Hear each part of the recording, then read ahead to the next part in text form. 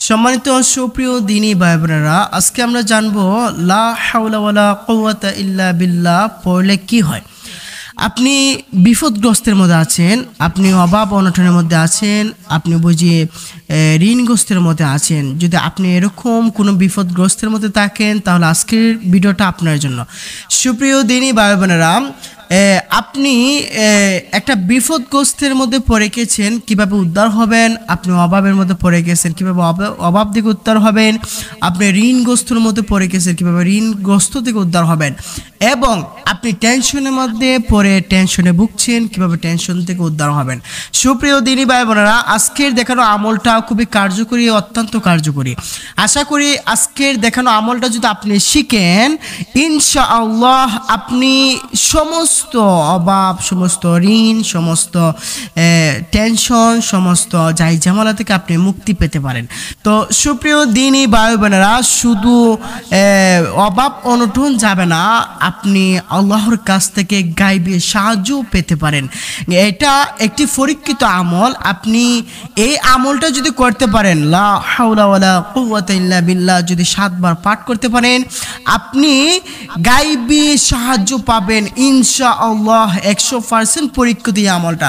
সুপ্রিয় দিনী ভাই বোনেরা, আজকের যে ভিডিওটা খুবই গুরুত্বপূর্ণ ভিডিও। আমি আজকে আপনাদেরকে শেখাবো লা হাওলা ওয়ালা কুওয়াতা ইল্লা বিল্লাহ কখন কতবার পড়বেন, কখন পড়লে উপকার হবে, কখন পড়লে আপনার গায়বী সাহায্য আসবে আল্লাহর পক্ষ থেকে এবং আল্লাহর রহমতের দরজা খুলে দেবেন। সম্মানিত সুপ্রিয় দিনী ভাই বোনেরা, আশা করি ভিডিওটা স্কিপ না করে শেষ পর্যন্ত দেখবেন।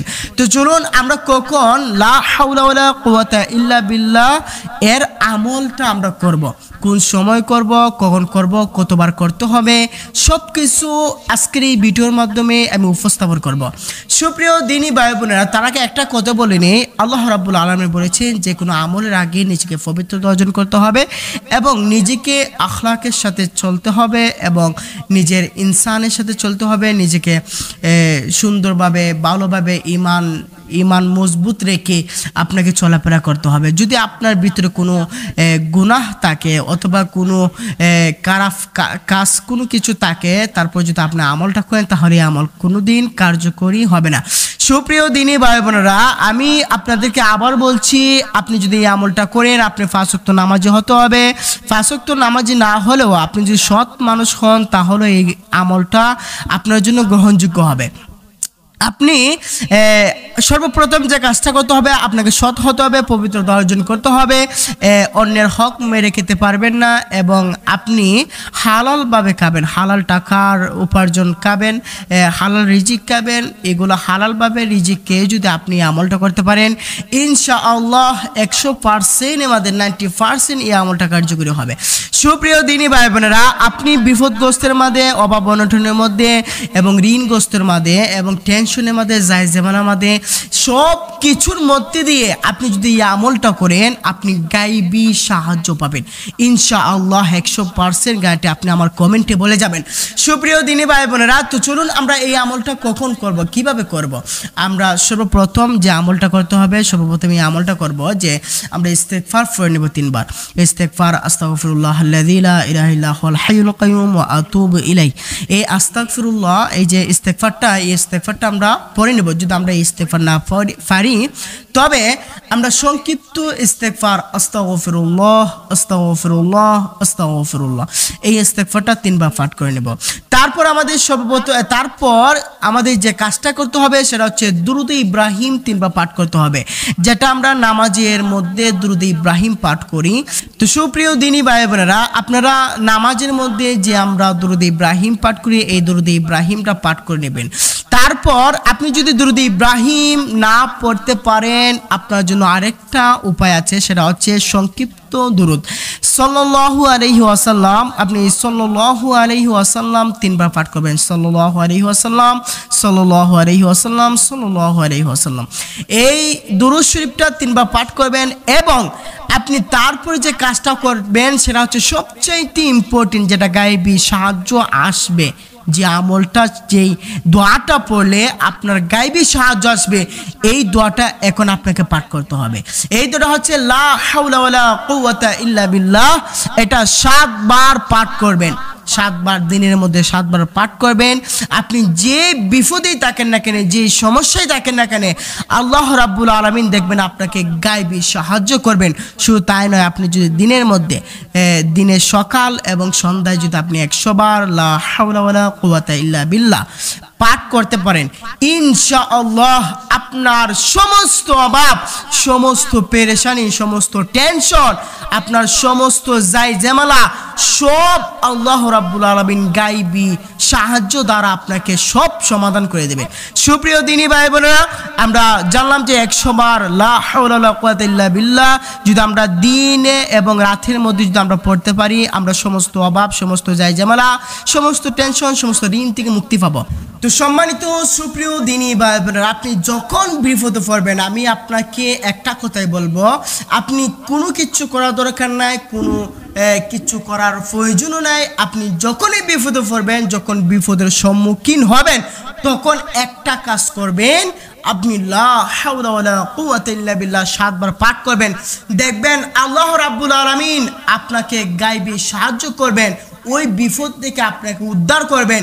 100% পরীক্ষিত আমল।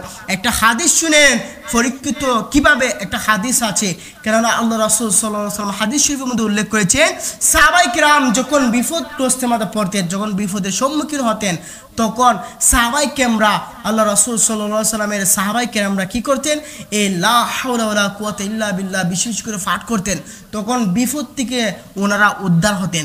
সুপ্রিয় দিনী ভাই বোনেরা, আপনি বিপদগ্রস্তর মধ্যে পড়লে, যখনই বিপদ আপনার সামনে আসবে, তখনই আপনি লা হাওলা ওয়ালা কুওয়াতা ইল্লা বিল্লাহ 7 বার পাঠ করবেন।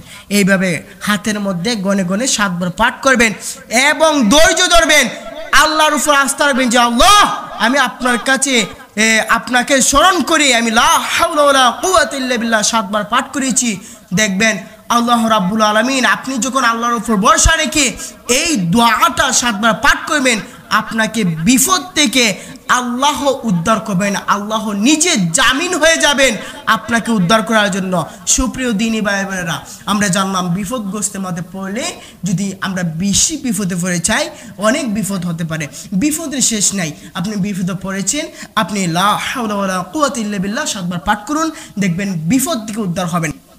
সুপ্রিয় দিনী ভাই বোনেরা, আপনাকে একটা কথা বলতে চাই যে আপনি যখন দেখবেন আপনার বিপদ বেশি, বলতে বিপদের সময় আপনি লা হাওলা ওয়ালা কুওয়াতা ইল্লা বিল্লাহ 7 বার পাঠ করলেন, যদি দেখেন পাঠ করার পর যদি দেখেন হুট করে কিভাবে জানি বিপদটা কেটে গেছে, তখন বুঝে নিতে হবে এটা আল্লাহর গায়বী সাহায্য ছিল। সুপ্রিয় দিনী ভাই বোনেরা, শুধু তাই নয়, আপনি টাকার একটা অভাবে ছিলেন, আপনি টাকা পাচ্ছেন না, কিভাবে সংসারটা চালাবেন, কিভাবে আপনি ব্যবস্থা করবেন, আপনি সেই চিন্তায় ভুগতেছেন, আপনি কিভাবে টাকাটা ম্যানেজ করবেন। এই বিপদের সময় যদি আপনি লা হাওলা ওয়ালা কুওয়াতা ইল্লা বিল্লাহ 7 বার পাঠ করেন, যদি দেখেন যে হুট করে মানে কোথাও থেকে কিভাবে জানি টাকাটা ম্যানেজ হয়ে গেছে, আপনার কাছে চলে আসছে, তখন আপনি বুঝে নেবেন এটা গায়বী সাহায্য ছিল আল্লাহর।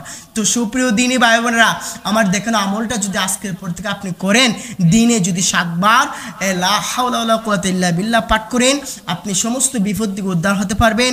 এবং আপনি যদি দিনে রাতের মধ্যে 100 বার লা হাওলা ওয়ালা কুওয়াতা ইল্লা বিল্লাহ যদি 100 বার পাঠ করেন, আল্লাহর রহমতের দরজা আপনার জন্য খুলে দেওয়া হবে এবং আল্লাহর গায়বী সাহায্য আপনার জন্য উপস্থিত হয়ে যাবে। তো সুপ্রিয় দিনী ভাই বোনেরা, এই দোয়াটা কোনো সাধারণ দোয়া নয়, এটা হচ্ছে জান্নাতের রত্ন ভান্ডার।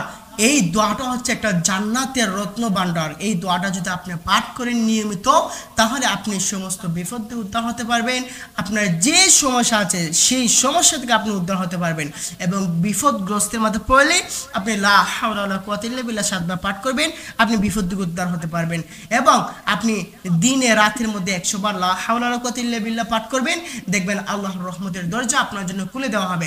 তো সুপ্রিয় দিনী ভাই বোনেরা, আজকে অবশ্যই আপনার ভিডিও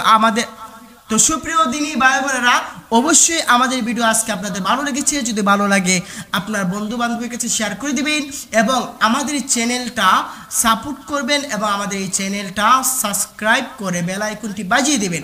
আমাদের পরবর্তী ভিডিও সবার আগে আপনার কাছে পৌঁছে যাবে। সবাই ভালো থাকবেন, সুস্থ থাকবেন। আসসালামু আলাইকুম ওয়া রাহমাতুল্লাহি তাআলা ওয়া বারাকাতুহু।